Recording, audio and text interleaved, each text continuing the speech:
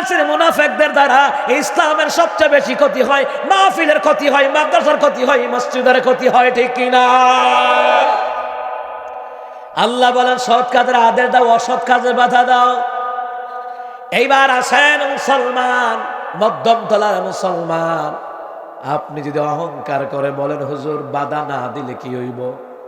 নবী আলাইহিস সালাম, আবু দাউদ শরীফের হাদিস, আল্লাহ নবী বললেন যারা সমাজের ভিতরে রাস্তার মধ্যে দুর্নীতি দেখে হজম করে, পাপাচার দেখে হজম করে, ব্যভিচার দেখে হজম করে, এরা কিয়ামত পর্যন্ত দোয়া করতে পারবে, দোয়া কবুল হবে না।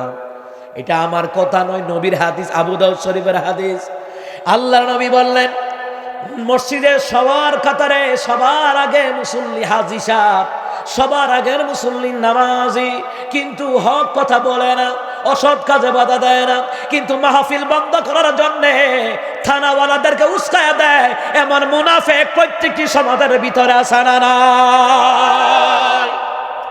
মুসলমান ইমানদারেরা, আমার দেশের প্রশাসন খারাপ নয়, প্রশাসনকে উস্কায়া দেয় আপনার আমার সমাজের মুনাফিকের বাচ্চাগুলি।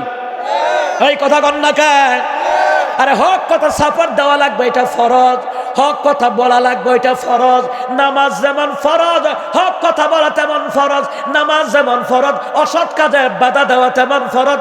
নামাজ যেমন ফরজ, সৎ কাজে আগায় আসা এইটাও ফরজ কাজ, ঠিক কিনা? আমার প্রিয় বাবারা, ভাইয়েরা, নামাজ পড়ে অনেকে জাহান্নামে যাবে, কারণ কি জানেননি? হজ করার পরও জাহান্নামে যাবে, কারণ কি? মনে করছে আমি নামাজি জান্নাতি, আমি প্রতি বছর হজ করে জান্নাতি। বলে না না, অসংখ্য নামাজি কিয়ামতের ময়দানে জাহান্নামে যাবে, অনেক হাজি কিয়ামতের ময়দানে জাহান্নামে যাবে। কারণ হলো একটাই, সমাজের মধ্যে রাষ্ট্রের মধ্যে হক কথা বলতো না, বরং আলেমদের বিরুদ্ধে মিথ্যা ষড়যন্ত্র করতো, ঠিক কিনা? কিয়ামত পর্যন্ত দোয়া কবুল হবে না হক কথা যদি আপনি না বলেন। ও মুসলমান ইমানদারেরা, আল্লাহ বললেন তা'মুরুনা বিল মা'রুফ, তোমরা যে সর্বোত্তম জাতি তখনই হতে পারবা, তোমরা আমার নবীর সর্বোত্তম উম্মত তখনই হতে পারবা যখন তোমরা মানুষের কল্যাণের জন্য কাজ করবা। আপনারাই বলেন, জনগণের কল্যাণের জন্য আলেমরা কাজ করতো গোদাগণ্ডে কিনা? আলেমদের ওয়াজ শুনে কেউ গাঁজা খায় নাই, মদ খায় নাই। আলেমদের ওয়াজ শুনে কেউ মদখুর হয় নাই, গাঁজাখুর হয় নাই। কিন্তু এই দেশে অসংখ্য গান বাজনার দ্বারা, পতিতাদের দ্বারা, ভান্ডারি গানের দ্বারা, বাউল গানের দ্বারা অসংখ্য মানুষ গাঁজা খানা শিখছে, কথা বলেন ঠিক কিনা? মদ খাওয়া, ইয়াবা খাওয়া, বিভিন্ন দরবারে গেলে বুঝবেন, আমি প্রমাণ দিয়ে কথা বলবো। মিরপুর 1 নম্বর শাহালি থানা, আমার সাথে চলেন। আপনি শাহজালালে চলেন, আমি ঘোরায় ঘোরায় দেখাই দিব কোথায় কোথায় মদের আড্ডা। শাহপাড়ার আমি দেখাই দেব কোথায় কোথায় মদের আড্ডা। বাইরে বুস্তামেতে যান, কোথায় কোথায় মদের আড্ডা আমি দেখিয়ে দেব। আমি যদি না দেখাতে পারি মাইকের সামনে আমি কথা বলবো না। ও মুসলমান ইমানদাররা, আল্লাহর ওলিদের দরবার হলো সত্য। ওলিদের নাম নিয়ে যারা ভণ্ডামি করে ওরা তাজা মুনাফিক, ওরা তাজা আশিকে শয়তান, ওরা তাজা আশিকে দাজ্জাল। মুসলমান ইমানদাররা, আলেমদের দ্বারা কেউ মদখোর হয় নাই, বরং শ্রদ্ধারিওয়ালা নামাজি হয়েছে। কথা কোন না কেন? কিন্তু দুনিয়ার জমিনে যে আলেমদের দ্বারা জনগণের কল্যাণ হয়, দেশের কল্যাণ হয়, ওই আলেমদেরকে মিথ্যা হামলা মামলা দেওয়ার কারণে বিনা কারণে জেল হাজতে আছে। আরে মুসলমান, আলেমদের পক্ষে কথা বলা ইমানি দায়িত্ব, আপনি যেই দলের হন না কেন, কিন্তু আপনাকে আলেমের হক্কানে আলেমের পক্ষে কথা বলতে হবে, এটা আপনার উপর ইমানি দায়িত্ব। কোন মুনাফিকদের পক্ষে কথা বলতে পারবেন না, কোন স্বৈরাচারী জালেমদের পক্ষে কথা বলতে পারবেন না। আল্লাহর হুকুম, আলেম উলামার পক্ষে, আল্লাহ ওয়ালার পক্ষে আপনাকে কথা বলাই লাগবে, হুকুম কার। কিন্তু আমার দেশে দলীয় কারণে হিংসা, কেউ চরমোনাই, আবার কেউ আড়াইবারে ধামতে সোনাকান্দা ফুরফুরা চরমনে উজানি হাটহাজারি মেঘল, কিন্তু দলীয় কারণে কয়টা জামাতের মাহফিল, আবার কেউ কয় এটা হেফাজতের মাহফিল। আহারে মুসলমান, কোরআন তো এক, হাদিস তো এক, আমার নবী তো এক। আমার কথা হলো দল যার যার, কোরআন হলো সবার।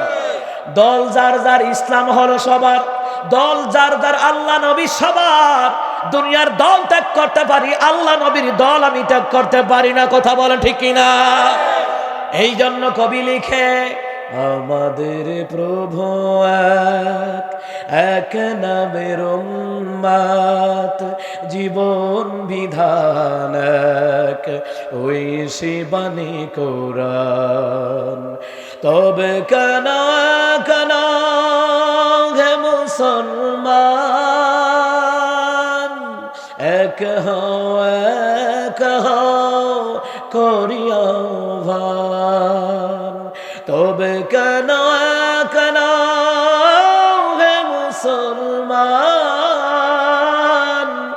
এক হও এক হও করিয়া ভান। বাইতুল্লাহ এক, মদিনা শরীফ এক, উহুদ পাহাড় এক, বদরের মাঠ এক। বাইতুল্লাহ এক, মদিনা শরীফ এক, উহুদ পাহাড় এক, বদরের মাঠ এক। একটাই জীবন আর মরণ তো একবার, একটাই জীবন আর মরণ তো একবার। সকলের তোরে আছে একই স্থান। তবে কেন কেন হে মুসলমান, এক হও এক হও করিয়া ভান। আল্লাহু আকবার বলেন। আমার কথা হলো, সেই আলেমরা কোরআন থেকে হাদিস থেকে হক কথা বলে, ওই আলেমদের বিরোধিতা করা যাবে না, তাদের পক্ষে কথা বলা লাগবে। মুসলমান ইমানদারেরা, আপনি যেই কোনো পীরের মুরিদ হন না কেন, কিন্তু আপনি কোরআনের মাহফিল নিয়ে আপনি দলাদলি করতে পারবেন না। মসজিদ নিয়ে দলাদলি করতে পারবেন না, মাদ্রাসা নিয়ে দলাদলি করতে পারবেন না। আমি চ্যালেঞ্জ করে বলে দিলাম, যারা মাহফিল নিয়ে, মসজিদ নিয়ে, মাদ্রাসা নিয়ে যারা বিভিন্ন দলে বিভক্ত হয়ে যায়, এরা হলো আশেকে শয়তান, আশেকে দাজ্জাল। কথা বলেন ঠিক কিনা? সূরা আলে ইমরান তাফসীর ইবনে কাসির বর্ণনায় এসেছে, আল্লাহ তাআলা বললেন, তোমাদের কাছে সুস্পষ্ট নিদর্শন আসার পরও কেন তোমরা বিভিন্ন দলে বিভক্ত হয়ে যাও?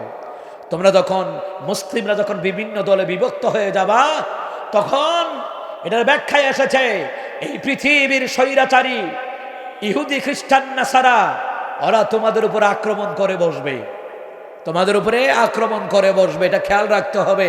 সুতরাং মুসলমান, কোরআনের কারণে আলাদা হওয়া যাবে না, দলীয় কারণে কোরআনের মাহফিল নিয়ে বিভ্রান্তি ছড়ানো যাবে না, মসজিদ মাদ্রাসা নিয়ে বিভ্রান্ত ছড়া যাবে না। আমার কথা হলো, যেই দলের তারাই মাহফিল করুক, ও আওয়ামী লীগ করুক, বিএনপি, জামাত, জাতীয় পার্টি, জাসদ, বাসদ, হেফাজত, যা কিছু করুক, মাহফিল যখন হারবে, আপনার উপর ইমানি দায়িত্ব দলমত নির্বিশেষে কোরআনের মাহফিলে আগায় আসা। কথা কোন ঠিক কিনা? আমার প্রিয় বাবার, আবার এই জন্য আল্লাহ বললেন, তোমাদেরকে সর্বোত্তম জাতি হিসেবে তোমাদেরকে বের করা হয়েছে। তোমাদের কাজ হলো সমাজের ভিতরে ভালো কাজের আদেশ দেওয়া। এবার কোন আলেম কি ওয়াজও বলছে তোরা মদ খা? কথা কোন না কেন? কোন আলেম কি বলছে দাড়ি কামা? কোন আলেম কি বলছে মা বাবা হতে নাফরমানি কর? কিন্তু যে আলেমরা দাড়ি রাখার কথা বলতো, নামাজের কথা বলতো, ঘুষের বিরুদ্ধে বলতো, সুদের বিরুদ্ধে বলতো, শিরকিবাজদের বিরুদ্ধে বলতো, স্বৈরাচারী জালেমদের বিরুদ্ধে বলতো, ওই আলেমদের মুখ বন্ধ রাখার জন্য আজকে তারা বিনা কারণে জেলখাজতের ভিতরে। কথা বলে ঠিক কিনা? আর যাদের দ্বারা দেশের জনগণের ক্ষতি হয়, ওই মানুষগুলি আজকে মদের লাইসেন্স দেয়, এরা জনগণের কল্যাণ চায় না। জনগণের কল্যাণ চায় আপনার মসজিদের ইমাম, খতিব, মুয়াজ্জিন, জনগণের কল্যাণ চায় এই দেশের হক্কানি উলামায়ে কেরাম। কথা বলেন ঠিক কিনা? আর যারা মদ গাঁজা নিয়ে আবার লাইসেন্স দেয় এরা কখনো জনগণের কল্যাণ কামনা করতে পারে? কথা বলেন না কেন? ওরা জনগণের কল্যাণ কামনা করতে পারে না। কারণ হলো ঘরে ঘরে যদি মদ জুয়া পৌঁছে যায় তাহলে ঘরে ঘরে অশান্তি বাড়বে কি বাড়বে না? গাড়িওয়ালা মদ খায় গাড়ি চালাবে, ব্রিজে নিয়ে মারবে। গাড়িওয়ালা মদ খায় গাড়ি চালাবে, ওরা খালও নিয়ে আনবে। গাড়িওয়ালা মদ খায় গাড়ি চালাবে, গাছের মধ্যে মেরে দিবে। ঘরে ঘরে অশান্তি, এই দেশের মধ্যে উচ্ছৃঙ্খল বেড়ে যাবে, বেহায়াপনা বেড়ে যাবে, অ্যাক্সিডেন্ট বেড়ে যাবে, দুর্গতি বেড়ে যাবে, আর মহামারী আযাব গজব বাড়ায়া দিবেন কে?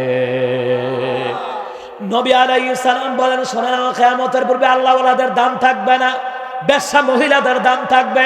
বেশ্যা মহিলাদের দাম। এ মুসলমান, ও মুসলমান, এই যে ভারতের যে বেশ্যা মহিলাটা আসলো, ওই মহিলাটা কত বেড়ার সাথে রাত কাটাইছে ওইটার হিসাব নাই। কিন্তু আমার দেশে আলেমদের মাহফিল তোমরা বন্ধ করে দাও, কিন্তু যেই বেশ্যা মহিলার কারণে অসংখ্য যুবকদের চরিত্র নষ্ট হচ্ছে, ওদেরকে আসার পথে তো তোমরা বাধা দিতে পারো নাই।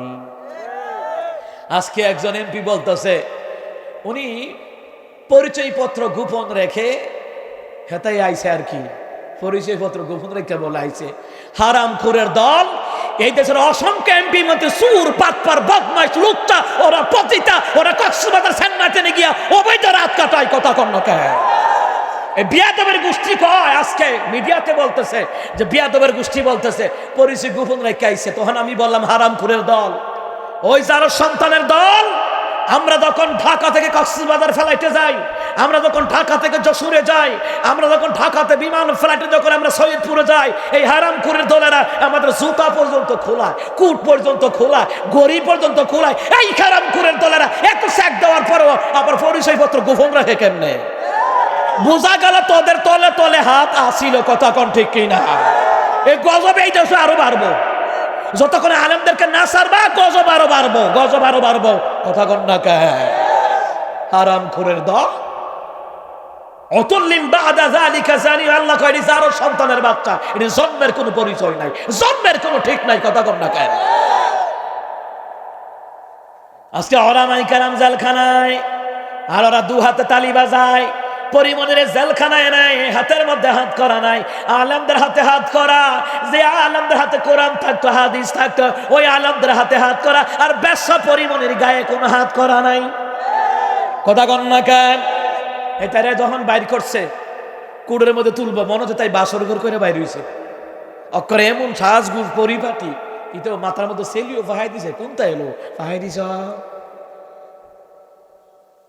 ও মুসলমান ইমানদাররা, বড় কষ্ট লাগে, বড় কষ্ট লাগে রে মুসলমান। যে আলেমদের হাতে কোরআন থাকতো, হাদিস থাকতো, সেই আলেমদের হাতে হাত করা।